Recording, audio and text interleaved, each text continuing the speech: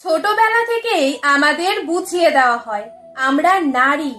আমরা যখন ছোট থাকি আমাদের নানা রকম খেলনা বাটি, পুতুল, নানা রকমের বারবি কিনে দেওয়া হয়। আকার ইঙ্গিতে ছোটবেলা থেকেই বুঝিয়ে দেওয়া হয় আমাদের সংসার করতে হবে। কোনোদিন দেখলাম না একটা ছোট মেয়ের জন্মদিনে কেউ ব্যাট বল বা র্যাকেট উপহার দিয়েছে। ছোটবেলা থেকেই বুঝিয়ে দেওয়া হয় আমাদের কিরকম পোশাক পরতে হবে। জোরে কথা বলতে নেই, জোরে হাসতে নেই, সবার সামনে কাঁদতে নেই, সবাইকে মনের কথা বলতে নেই। সরস্বতী পুজোয় ছোট ছোট মেয়েদের শাড়ি উপহার দেওয়া হয়। শাড়িতেই নারীকে সুন্দর লাগে এটা বুঝিয়ে দেওয়া হয়। এরপরেও আমরা পিছিয়ে নেই, আমাদের প্রতিভা অনুযায়ী আমরা এগিয়ে চলি।